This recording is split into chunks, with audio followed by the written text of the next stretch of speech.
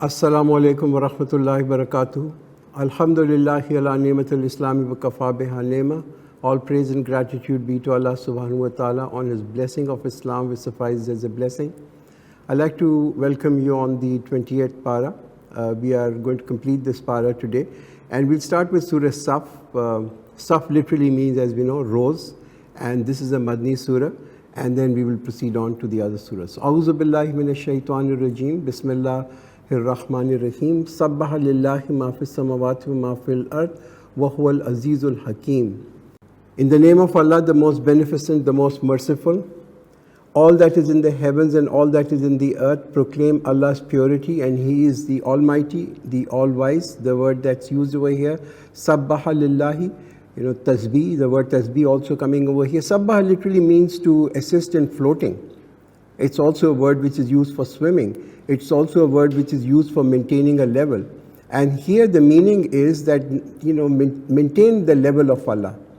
He is the Almighty, He is the All-Wise. Hence, don't bring Allah to the level of the created, nor take the created to the level of the Creator. And this is implied in the word tasbih. When we do tasbih of Allah, give Allah the due right, the position that Allah has. Ya ayyuhalladhina amanu lima taquluna ma la taf'alun. O you who believe, why do you say that which you do not do? So this is an address to all Muslims, irrespective of their level of iman. And the aim is to point out the weaknesses of the munafiq. And here what is being said is, walk your talk. Why do you say that which you do not do? Don't be a munafiq. This is what leads to munafiqat. Kabura maqtan indallahi an taqulu ma la taf'alun. Most hateful in Allah's sight is that you say what you do not do. And this is you have to really have a understanding of this side, that if Allah doesn't really like people who don't walk their talk. The recognition of a moment is that He is true to His word, and He is also truthful. That means He fulfills His promises, and He is also honest. There is no difference in a moment in His words and in His deeds. So Quran says, why make this claim? If you want to do something, you want to do good, just go ahead and do it. Today we see a lot of these jalsas and julus and slogans and discussions and josh and everything, and then finally people get exhausted in the process and nothing happens. So I think what we really need to do is put this question to our own selves. What's our contribution for Islam? What have we done personally for the uplift of Islam, for the uplift of people? Allah doesn't like men of just words. He likes men of action. There's a hadith in Bukhari where our Prophet ﷺ highlighted the 3 signs of hypocrisy. Even though he says the person may be offering prayers and keeping fast. First, when he speaks, he lies. When he makes a promise, he doesn't act. He acts against it. Whenever anything is kept in trust with him, he commits a breach of trust. Surely Allah loves those who fight in His way in firm rows, as if they were a firm wall. Now here the purpose of fighting is being given over here, that this fighting is only for the way of Allah. Surely Allah loves those who fight in His way, fi sabilillah. Because tasbih of Allah, the real tasbih of Allah, to glorify Allah, all the creation that Allah has created, they do it. We may not understand, but every creation does tasbih of Allah.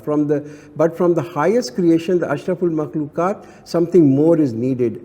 And that the highest creation will step forward and then do jihad fi sabilillah.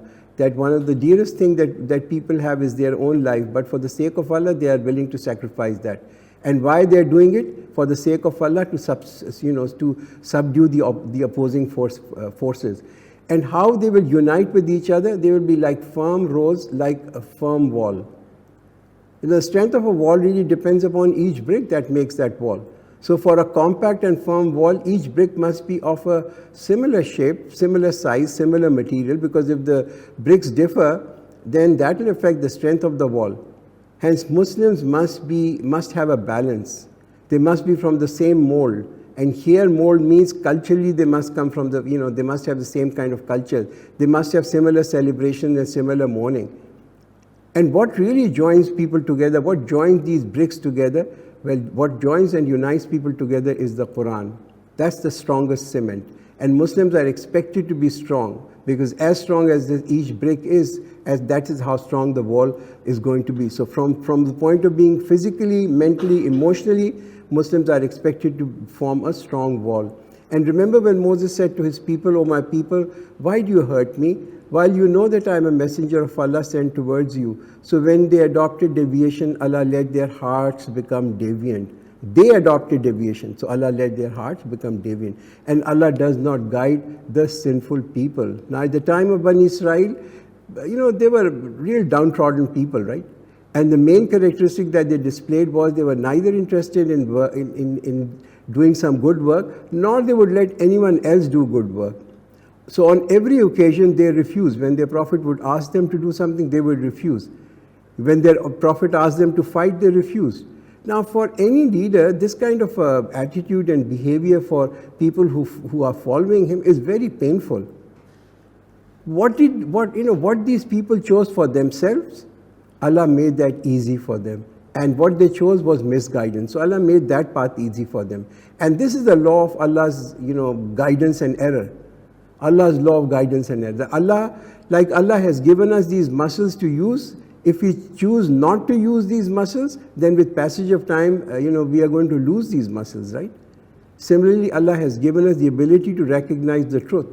Now, if someone deliberately doesn't use this ability to recognize the truth, the creativity of Allah, then Allah seals this ability also. So what we learn is that misguidance is not from Allah. It is how man chooses. This is a choice that people have made. Remember when Isa, son of Maryam, said, "O children of Israel, I am a messenger of Allah sent towards you, verifying that is before me of the Torah, and the giver of good news of a messenger who will come after me, whose name will be Ahmad." But when he came to them with manifest signs, they said, "This is a clear magic." So Hazrat Isa alayhi salam was from Bani Israel. The entire Shariat was there. So what Hazrat Isa's role was, he just confirmed it and he verified it.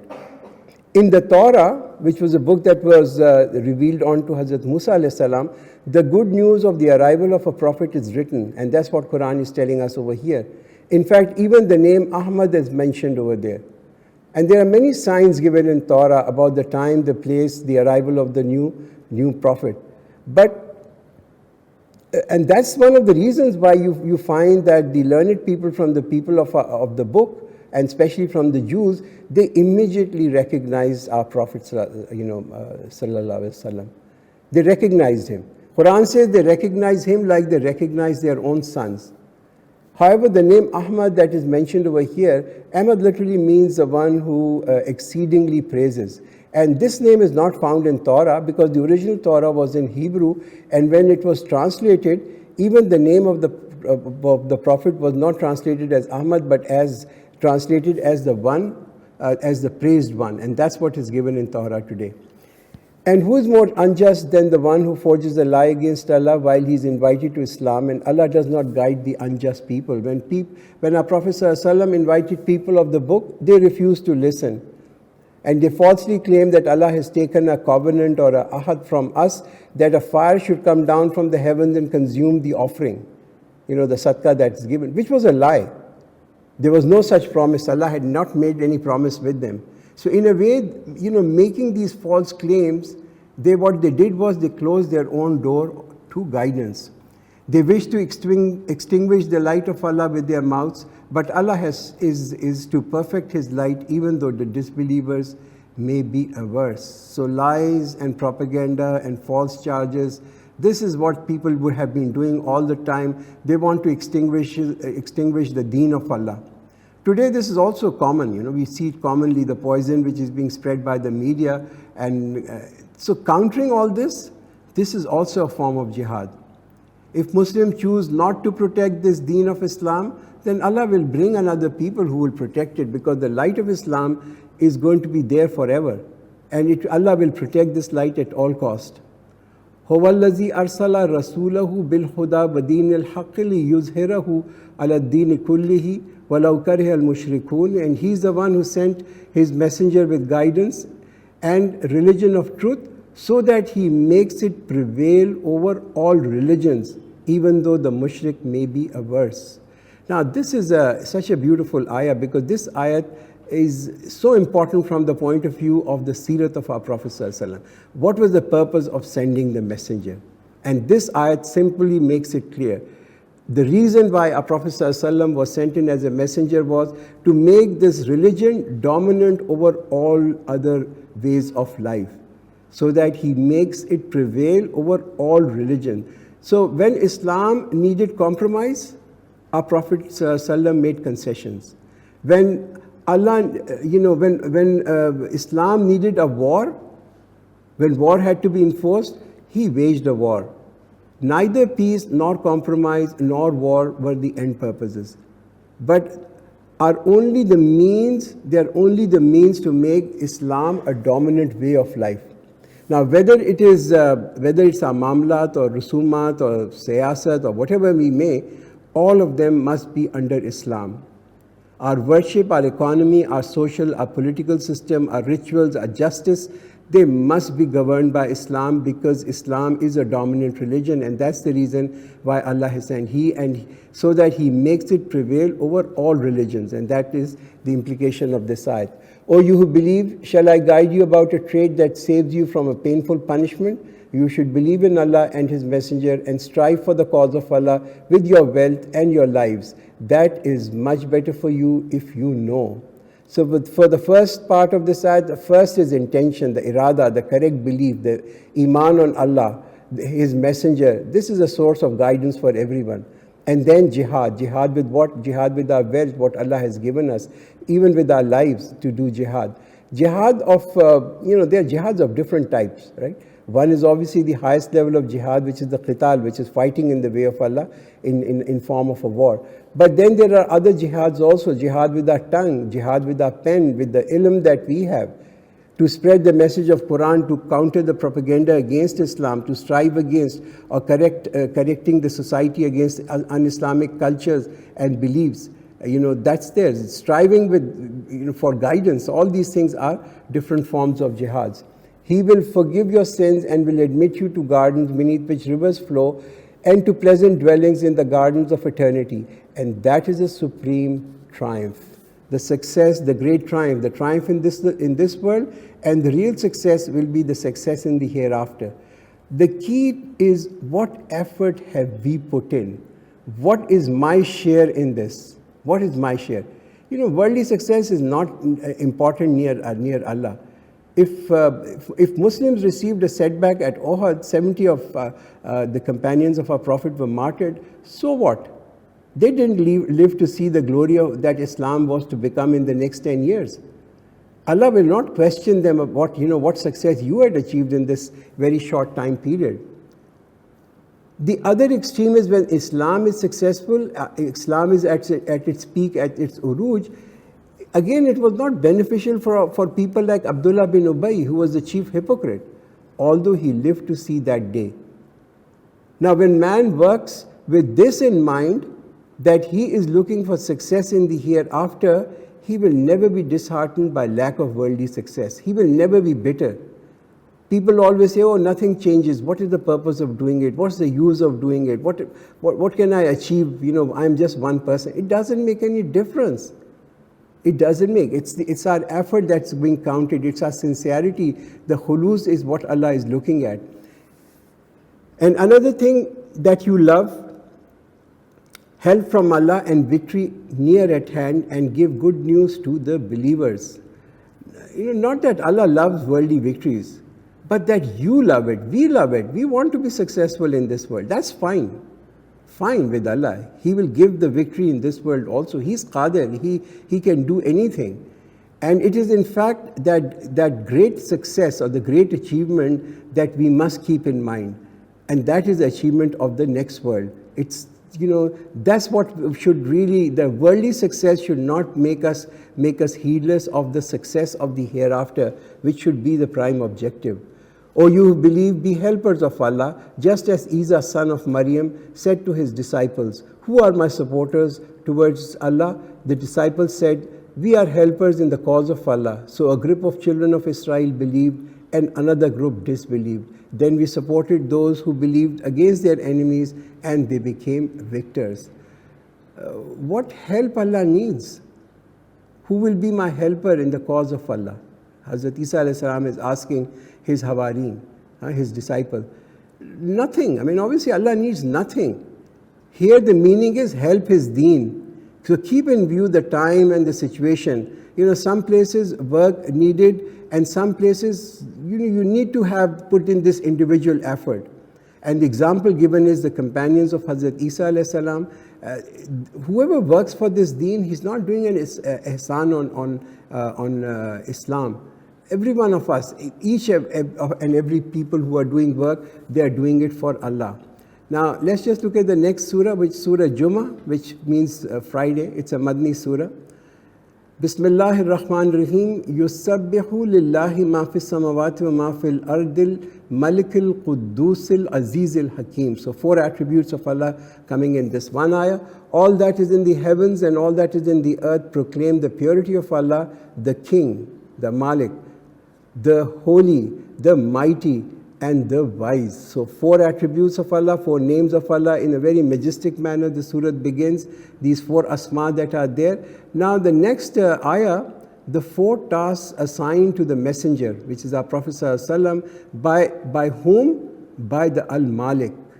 He is the king. He is the one who is assigning these tasks onto a messenger. And what are those tasks? To recite to them the revelations, the hukum of the king.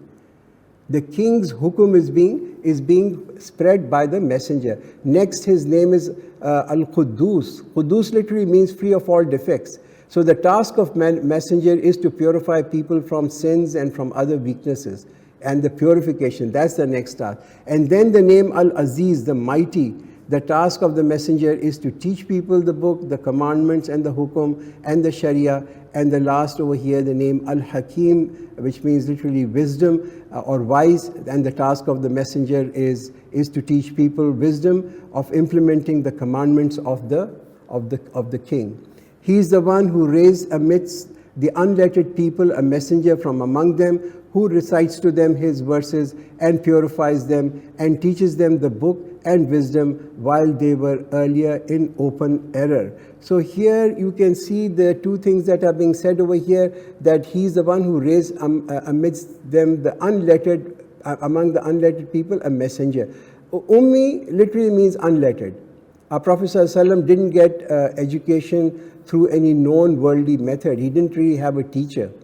Hence, no previous influence on him, no human influence had touched him. Who taught him? He was taught by Allah. The messenger became the greatest of the greatest teachers. A lot of wisdom in this. Sometimes, formal education can become a barrier to acquire the truth. And then the tasks of the messengers are being given over here. Recite to them the verses, purify them, teach them the book and wisdom, while earlier they were in open error. And other from them who did not join them so far, he is the Almighty, the All-Wise. So here now we can see that in these 2 ayat 2 and ayat 3, we look at Muslim Ummah. There are 2 sections. Quran is dividing them, or the division in this chronological order. The first group, to whom the messenger of Allah, which is our Prophet ﷺ, taught and preached. The messenger was from them. The Quran was revealed in their language, which is Arabic. So now these Arabs of that time, of the time of our Prophet ﷺ, almost all the companions, from them, they were the one who spread the word from the messenger to the rest of the world. They were the primary and the basic source of propagation. It is through them that the Quran and the way of our Prophet has reached us. Now the second group, or the second section of this ummah is all the rest of the Muslims, from the Iranians to the Indians to the Mongols to the Egyptians, and you name it.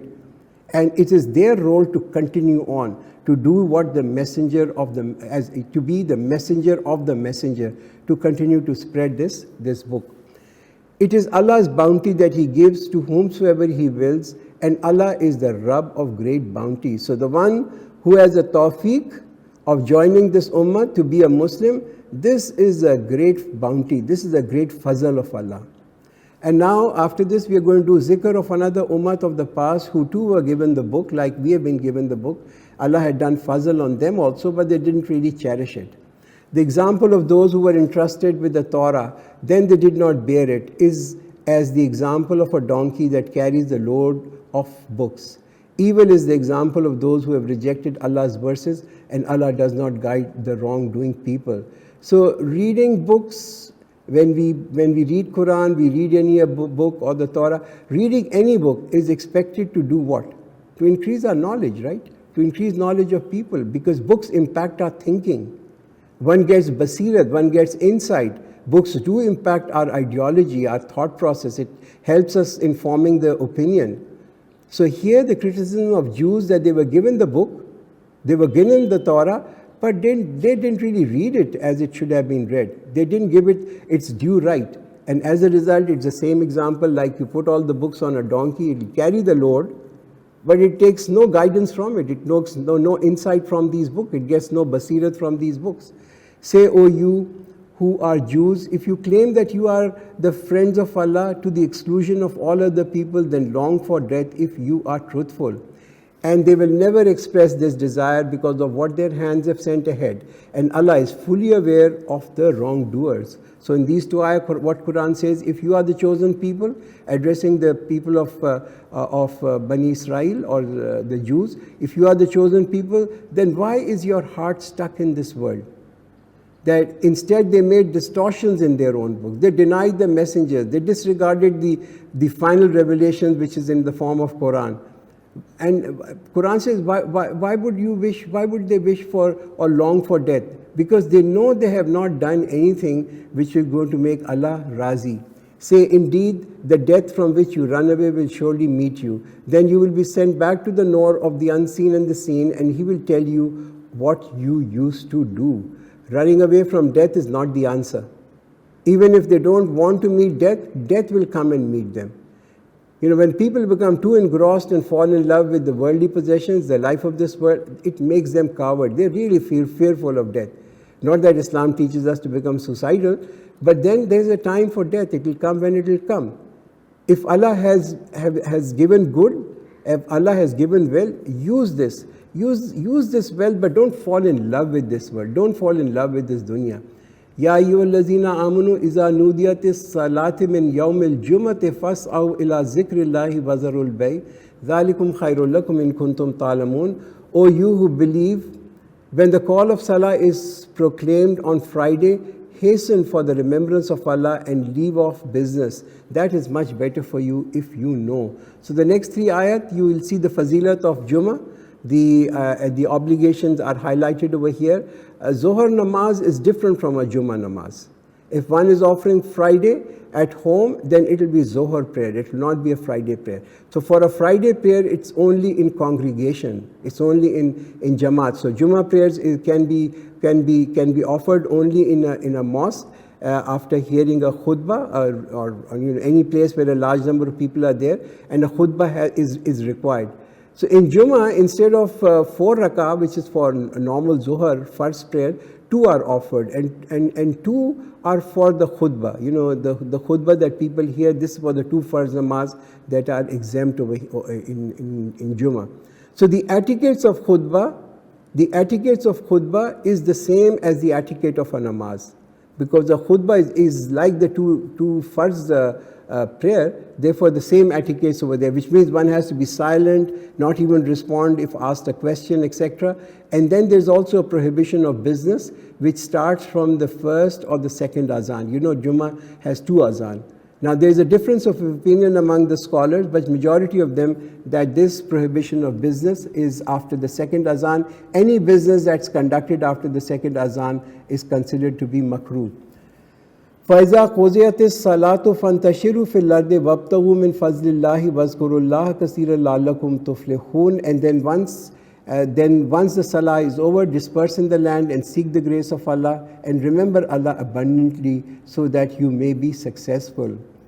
And when they saw some trade or amusement, they broke away from it and left you standing. Say, what is with Allah is much better than the amusement and trade, and Allah is the best of the providers. So don't let worldly amusement and worldly trade distract you. Don't let these cricket matches and different matches distract you from a Jummah prayers. And that's what this ayat is telling, that Jummah prayers has much higher priority over trade and amusement that people indulge themselves. We'll begin with the next surah, Surah Al-Munafiqun, which literally means the hypocrites, and it's dealing with some special issues in social life of a Muslim community. Bismillahir Rahmanir Rahim, in the name of Allah, the most beneficent, the most merciful. When the hypocrites come to you, they say, we bear witness that you are indeed the messenger of Allah. And Allah knows that you are surely His messenger, but Allah testifies that the hypocrites are surely liars. So this ayat, the first ayat from Surah Munafiqun, their claim of faith was nothing but just pretentious. Pretentious literally means to pose. They were just posing. They were not really faithful truly from their heart. They were just posing and totally unreliable in terms of their reality and in terms of their sincerity. They have made their oath a shield, and thus they have stopped people from the way of Allah. Surely evil is what they have been doing. That is because they believed, then disbelieved. Therefore, a seal has been set on their hearts, and thus they do not understand. And if you see them, their physique would attract you. And if they speak, you would like to listen to their speech. Their likeness is of a dead wood propped up. They deem every cry to be against them. They are the enemies, so beware of them. May Allah destroy them. How perverted they are. Now these people, which is the hypocrites mentioned over here, they had plentiful of dunya, no doubt about that. Physically they were very strong. Sometimes they were extremely good looking. They would speak very well. By not spending in Allah's way, they had plenty of wealth accumulated. This affluence and richness was visible on their faces.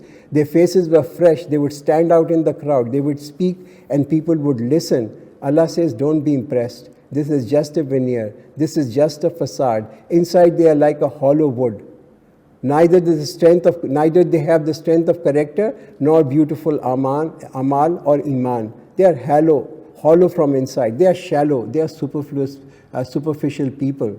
And when it is said to them, come on, so that Allah's messenger may pray for your forgiveness, they move their heads, and you see them turning away in arrogance. Now, this ayat obviously is referring on to a particular incident after Uhud, when Abdullah bin Ubay, who was the chief hypocrite, he was not allowed to speak, and he was not allowed to speak by the people who were there, because people didn't like him so much, so they didn't allow him to speak. That left him in great anger, and he commented as he went out of the room when he was not allowed to speak.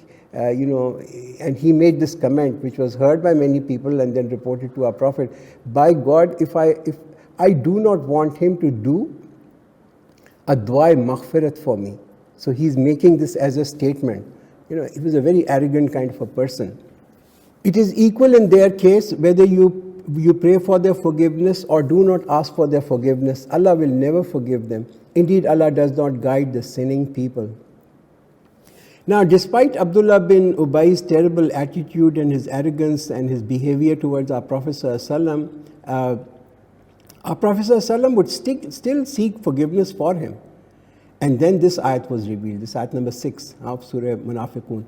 Our Prophet ﷺ said that if I knew that if asking forgiveness more than 70 times Allah would forgive him, I would seek forgiveness for him. Now, this is a clear difference between these two people. Look at that man, Abdullah bin Ubay, and look at our Prophet ﷺ. Look the generosity that he had, that he knew this man was a terrible man, yet he was praying for his forgiveness. They are those who say, do not spend on those who were with Allah's messenger until they disperse. And to Allah belongs the treasure of the heavens and the earth, but the hypocrites do not understand. They say, if we return to Medina, the more honorable ones will drive out the meaner ones from there. And to Allah belongs the honor, and to His messenger, and to the believers, but the hypocrites do not know. Now, these are the exact words, last ayat number 7 and 8, these are the exact words of Abdullah bin Ubay, which are quoted in Quran. These words he used, and he told people that, don't support them. Don't spend on these people. And when we return back to Medina, we are the honorable ones. We are going to drive these people out from there. And when this was reported to our Prophet ﷺ, our Prophet ﷺ called him and questioned him, did you say this? And he denied. He said, I didn't say it. And that's again a quality of a munafiq, that he will lie under all circumstances. O you who believe, your riches and your children must not divert you from the remembrance of Allah, and those who do that are the losers. Now the great truth is being described over here. Aulad and amwal, two assets which make people find middle ground and compromise on truth. The wrong investment can be a constant drain. Overinvestment in aulad and amwal can be a constant drain. If people keep investing only in them, then the chances are that this will make people ghafil, it will make people neglectful from the zikr of Allah. Zikr of Allah, zikrullah, which is such a thing, is an act which is done within the boundaries of Islam. In fact, zikr of Allah is also eating the right things, the halal and the tayyib, trading, the leisures, the pleasures, helping. Anything done according to Sharia for the raza, for the pleasure of Allah, is zikr of Allah. It's a zikrullah. Now, two things mentioned over here, mal and aulad. Mal is a need. People need wealth, right? Only then you can give if you have, right? And aulad is a kind of a responsibility. Now, as long as it is kept in the right perspective, it is fine. However, when there is overindulgence in mal and aulad, if there is overindulgence, then people begin to sacrifice their hereafter for the sake of their children and for the sake of the wealth, and as a result, they become a great fitna. وَأَنْفِقُوا مِمَّا رَزَقْنَاكُمْ مِنْ قَبْلِ أَنْ يَأْتِيَ أَحَدَكُمُ الْمَوْتُ فَيَقُولَ رَبِّي لَوْلَا أَخَّرْتَنِي إِلَىٰ أَجَلٍ قَرِيبٍ فَأَصَّدَّقَ وَكُمْ مِنَ الصَّالِحِينَ, and spend out of what we have given you before death overtakes one of you, so that he should say, my Rabb, would you not give me a respite for a little while, so that I should do sadaqah and become one of the righteous. Now, imagine this ayat. Just think about this ayat. Imagine one standing in front of the Rabb, of the Creator, and people have such great regret because they have nothing to show. And they are now pleading. They are pleading to Allah. They are asking Him, please give us one more chance and I will be of the salihin. I will be really righteous. So now is the time for us. I think we are so blessed in this moment.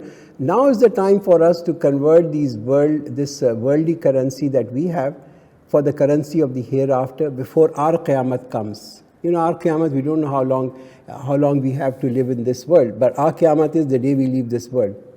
وَلَنْ يُؤَخِّرَ اللَّهُ نَفْسًا إِذَا جَاءَ أَجَلُهَا وَاللَّهُ خَبِيرٌ بِمَا تَعْمَلُونَ, but Allah will never give respite to anyone. Once His appointed time has come, and Allah is all aware of what you do. So you can see the deep regret. I wish I had a chance. If I have a chance, I will use all that Allah has given in Allah's way. Too late. It's too late at this time. Now is the time. We are blessed to have this time. No one on his deathbed would wish that he had partied more and spent more time working. Everyone would wish, I wish I had done more good deeds. So now is the time for us to actually make a resolve to do good deeds. We begin with the next surah, Surah Taghabun. Bismillahir Rahmanir Rahim. Yusabbihu lillahi ma fis samawati ma fil ard, lahul mulku wa lahul hamdu wa huwa ala kulli shay'in qadir. All that is in the heavens and all that is in the earth proclaim Allah's purity. To Him belongs the kingdom, for Him is all praise, and He has power over all things. Allah being introduced over here, described over here, His attributes, that Allah is free of all defects, all weaknesses, all shortcomings. And this is tasbih. This is the status, this is the shan only of Allah, not of anything that is created. And khiyanat is to witness the greatness of Allah, the shan of Allah, and then to deny it. Look at the flawless design, look at the flawless universe that has been created, and yet to deny the Creator. Allah is not just the Creator God, but He's also the owner God. He is the absolute ruler. He is the one who created you. Then from among you is the disbeliever, and from among you is a believer. And Allah is watchful of what you do. Allah the Creator has given all ni'mats to everyone. These ni'mats have been spread around to everyone in this world. Now the choice is with people. Either they become His slave and surrender to Him, or be the kafirs, or be the rejectors. But remember, whatever choice people make, remember that He is watching.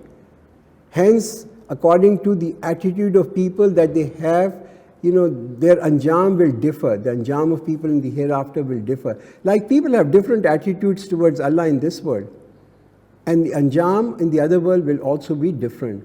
He has created the heavens and the earth with a purpose, and He has shaped you and made your shapes beautiful, and to Him is the final return.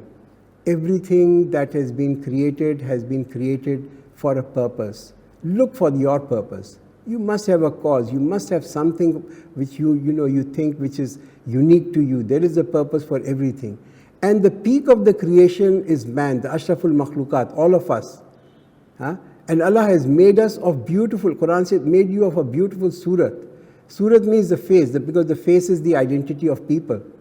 Although, obviously the beauty is not the criteria of success and failure, because no Miss World is just being a Miss World is not a passport for success in the hereafter.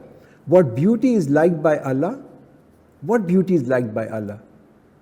Whose eyes, whose mouth, whose ears are liked by Allah?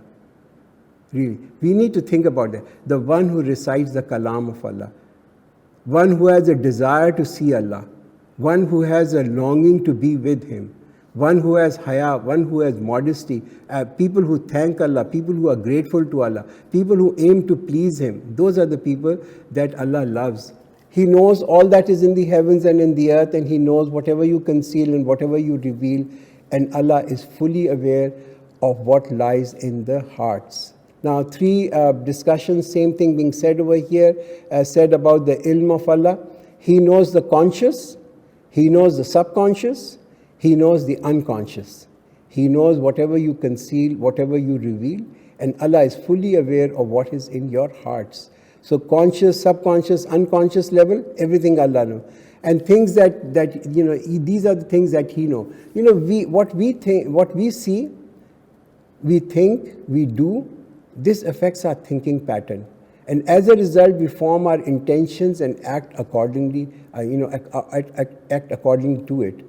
Therefore, we need to constantly purify ourselves through the Quran.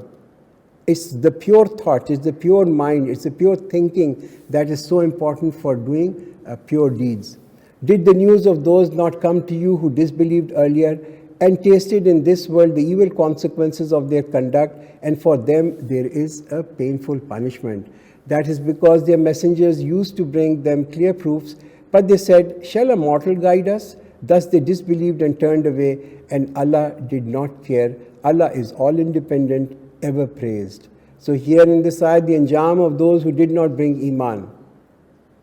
Their khabar, their news, Quran is bringing to us. The disbeliever claimed that they will never be resurrected. Say, why not? By my Rabb, you shall most certainly be resurrected, and then most certainly you will be told about what you did. That is so easy for Allah. The reason for rejecting the messenger, the reason for rejecting guidance is that these people are heedless of the hereafter. They have no sense of accountability. That's lacking. Is the sense of accountability that's lacking. But subconsciously, the fear inside is lurking. There is a fear inside. And Quran is verifying and saying, yes, there will be an accountability. There will be a day of resurrection, and there will be accountability. So believe in Allah and His Messenger and the light we have sent down, and Allah is fully aware of what you do. Now that you have the ilm, act upon it. Ilm and amal must for getting the true iman.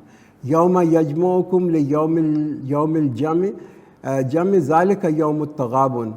Be mindful of the day when He will gather you for the day of gatherings, the Yawm Taghabun, and that's how this surah is also named, Surah Taghabun, which is a day of gathering. Now, it's not a day for meeting people, not a day of gathering in the sense that we think. But what does Quran say? That will be a day of loss and gain. This day will be the day of loss and gain. True people who are successful, it will be determined on that day. Who are the losers? That will be on this day of Taghabun. Whoever believes in Allah and does good, He will write off his evil deeds and will admit him into gardens beneath which rivers flow, where they will live forever. That is a great achievement. So Quran reminding people of this great day. That will be the day when the gains and losses will be determined. And look how people whom the Iblis has fooled and took them from a right, how they will feel on that day when everything that they have done in this world would be seen to be lost. As for those who disbelieve and rejected our signs, they are the people of fire abiding in it, and it is an evil place of return. No calamity befalls but with the permission of Allah. And whoever believes in Allah, he guides his heart. Allah is all-knowing about everything. Now, this is such a beautiful ayah when you look at it and you think about it, because human beings are more impacted by distressful situations and not so much by happy situation. In happy situation, at best, they will begin to have fakhr. There will be pride and haughtiness that will come in when people are very successful and every time they win. But pain and loss, that affects the nerves, that affects the very life. The impact is even more long-lasting. If one is, if you have one happiness and one sadness, and they come together, so you are happy and sad, a good news and a bad news, the overall effect is that the focus or the lasting effect will be not on happiness but on sadness. It actually becomes sad. Now, at this time of distress and calamity, what people need to think, through very, very carefully. Why did this event happen? Did this event happen on its own? Or was there some planning behind it? Like if someone dies suddenly, did he die on his own, or was there some being with whose permission death came? And that's what Allah has been telling us in Quran. Only Allah gives life and He causes death. So hence whoever dies with the permission of Allah. Now if our iman is weak, people will question it. They will say, why did this happen? I wish I had done that. I wish he had done that. This only leads to nothing but frustration and depression and a blame game. All these ifs and buts, these are the kalmas of the shaitan. It's a futile exercise because it's going to lead to nothing but anger and bitterness. So in distress and in happiness, our behavior should not change. And that's what Iman teaches us, that Allah tries people by giving them and Allah tries people by taking away from them. These are the two exam papers. They're just two different exams. Nothing happens on its own, nor done by anyone, nor is in control of anyone, but is what Allah wills. And obey Allah and His Messenger. But if you turn away, then our Messenger has only to convey the message clearly. Voluntarily make this resolve, plan and strive to obey Allah and His Messenger. Allah is such that there is no God but He, and upon Allah alone let the believers put their trust. So tawakkul, that man does his part and has a resolve, plans, works hard. This is where it should end. Whatever the end result, whatever the final result is, leave it to Allah. And whatever the result comes, accept it cheerfully. He will give reward due to the right choice and the effort that we have made. O you who believe, among your wives and your children, there are some enemies for you, so beware of them. And if you forgive and overlook and pardon, then Allah is most forgiving, merciful. Now here these loves which are ingrained in people are highlighted. Or you be among your wife and your children. These are the two things, Quran said, these loves are ingrained inside you and these are being highlighted. These loves are also vital, but they should not exceed, the love of our wives and our children should not exceed the love of Allah. Otherwise, they become a fitna and they are more harmful instead of being useful. Your riches and your children are but a trial. As for Allah, with Him is a great reward. So this is your test, whether the wealth and children that you have, you can make them the greatest asset or the worst liability. That even after a person goes away from this world, his, the wealth that he has spent in the wrong ways or his bad children, they keep eating away the nekis of the parents.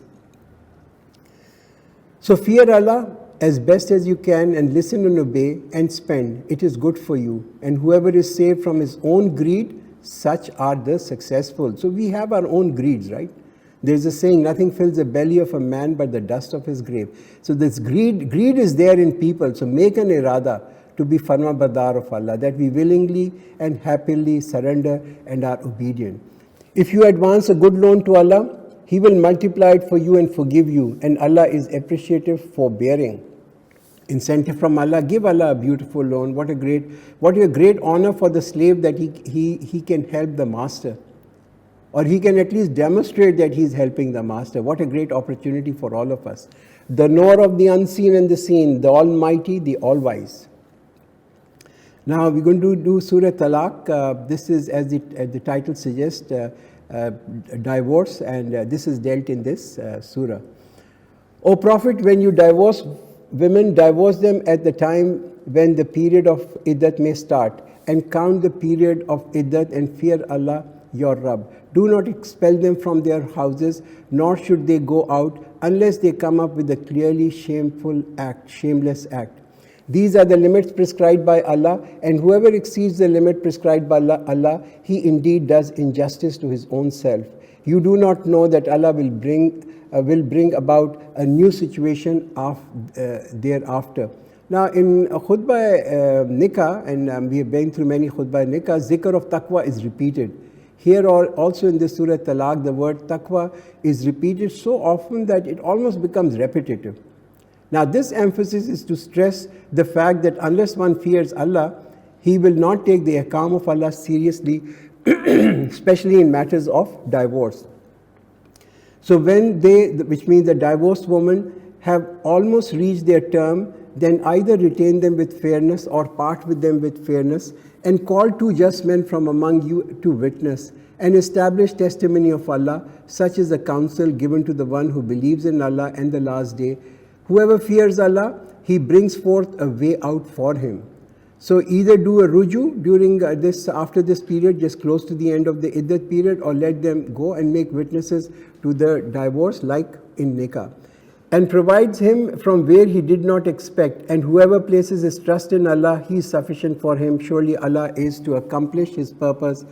Allah has sent a measure for everything. And those women from among you who have despaired of monthly cycle, if you are in doubt, their iddat is 3 months, as well as of those who have not had their course. As for those having pregnancy, their term of iddat is that they give birth to their child, and whoever fears Allah, He brings about ease for him in his affairs. Now, if because of age or disease or something the periods have stopped, then the iddat for such women will be 3 months, and the ahkam for expecting women is that iddat is till they deliver. This is a command of Allah that He sent down to you, and whoever fears Allah, He will write off his evil deeds and will magnify his reward. Lodge them where you lodge according to your means, and do not hurt them in order to make their life difficult for them. And if they carry a child, spend on them till they give birth to their child. Then if they suckle the child for you, give them their recompense, and consult each other with fairness. And if you create difficulty for each other, then another woman will suckle for him. So minimize the bitterness. Try and reduce the unpleasantness of a divorce. Don't make a divorce a mudslinging match. A man of vast means should spend according to his vast means, and whoever has his provisions restricted should spend from whatever Allah has given him. Allah makes no one liable beyond what He has given him. Allah will soon bring ease after difficulty. And how many townships rebelled against the commandment of its Rabb and against His messengers? So we called them to a severe account and punishment, and punished it with exemplary punishment. So it tasted the evil consequences of their acts, and the end of its conduct was loss. Allah has prepared for them a severe punishment, so fear Allah, O men of understanding who have believed. Allah has indeed sent down to you a reminder, a messenger who recites to you the clear revelations of Allah, so that He may bring forth those who believe and do righteous deeds from the layers of darknesses into light. And whoever believes in Allah and acts righteously, He will admit him in the gardens beneath which rivers flow, wherein such people will live forever. Allah has made for him a good provision. So those who take benefit of the kalam of Allah, they will be in the nur, they will be in the light, and they will have no doubts, confusions, ignorance. The shadows of shirk will be removed from them. Allah is the one who created 7 skies and of earth and the like of them. The command descends among them so that you may know that surely Allah has power over all things, and indeed Allah encompasses all things in His knowledge. The last surah we are going to do this evening, Surah Tahrim, which gives a brief glimpse of the personal life of our Prophet ﷺ, the kind and the gentle husband that he was. O Prophet, why do you abstain from that which Allah has made lawful for you, seeking to please your wives? And Allah is most forgiving and merciful, which means that to make something halal as haram for oneself is as impermissible as making a haram halal, even for a prophet. Indeed, Allah has ordained for you dissolution of your oath, and Allah is your protector, and He is all-knowing and wise. So the promise that was taken by our Prophet ﷺ for not having something which was halal, and Quran says he should compensate it. And how he should compensate? Either by feeding 10 people, or providing them clothes, or freeing a slave, or fasting. And when the Prophet told one of his wives something in secret, so when she disclosed it and Allah made it known to him, he made known part of it and avoided another part. So when he informed her about it, she said, "Who informed you of this?" He said, "The knowing, the aware informed me." What was the matter discussed between the messenger and his wife, which he instructed that should not be disclosed or discussed with anyone else? We don't know, neither we should dwell on it. The moral for all wives, and this is the moral given in this ayat, is that they should not divulge what their husbands tell them without the permission of their husbands. If both of you turn in repentance to Allah, your hearts are already inclined. And if you back each other against Him, then Allah is His supporter, Jibreel and the righteous believers, and after all, the angels are His helpers. So there's a strong reprimand over here which is necessary for the tarbiyat of the wives. It is hoped that if he divorces you, Allah will give him in your place wives better than you, submissive to Allah, believing, devoted, repenting, steadfast in worship, fasting, previously married, and virgins. O you who believe, save yourselves and your families from a fire, the fuel of which is people and stone, appointed on which are angels, stern and severe, who do not disobey Allah in what He orders them, and do as they are commanded. So just if recitation of kalma was sufficient to save people from the fire, then here this advising of saving oneself and one's family would not be really required. O you who disbelieve, do not make excuses today. You will be recompensed for what you have been doing. O you who believe, turn to Allah with sincere repentance. It is hoped that your Rabb will write off your faults and admit you to gardens beneath which rivers flow, on the day when Allah will not disgrace the Prophet and those who believe with him. Their lights will run before them and to their right hand. They will say, Our Rabb, perfect for us our light and forgive us. Indeed, you have power over all things. So, Tawbah literally is not just words, but it is sincere repentance which comes from the heart. It contains a remorse that given a chance, I will not repeat what I did. O Prophet, strive hard against the disbelievers and the hypocrites and be stern with them. Their final abode is hell, and it is an evil place to return. So Kafirs would openly oppose the deen, so jihad of sword against them, and munafiqs would shield behind the kalma, so with them the jihad of words. So it is said, don't be soft with them, but deal with them with firmness. Allah set forth an example of disbelievers, the example of the wife of Nuh and the wife of Lut. They were both under our righteous servants, yet they betrayed them. So they could not benefit against Allah at all, and it was said, enter the fire along with those who enter. So example given is over here is that don't think that if you are attached to someone who is pious, is going to automatically result in you becoming pious. Many times we see people have pious husbands or wife, but they are not righteous. People have pious parents, but they have wayward children, despite the good tarbiyah that they have done. And Allah has cited for the believers the example of the wife of Pharaoh when she said, My Rabb, build for me near you a house in paradise. And deliver me from the Pharaoh and his doings, and deliver me from the unjust people. So here the example of the wife of Pharaoh, and she was righteous, there was no doubt about that, that despite the very difficult circumstances to live with the Pharaoh, so no woman can really hide behind her husband and claim that it was due to him, because of my husband, that I was sinful. So the last ayat of this evening, and Maryam, the daughter of Imran, who guarded her chastity, so we breathed into her our spirit, and she testified to the truth of the word of her Rabb and his books. And she was one of the devoted. So the high status of Hazrat Maryam, Rizliya Anha, that's stated over here. Not many men can reach to such a position. And this is the venue, to compete with each other. And if we have to compete with each other, it is to be competing in neki. So Barakallahu lana wa lakum fil Quran al-Azim wa nafana wa iyyakum bil ayati wa zikril hakim.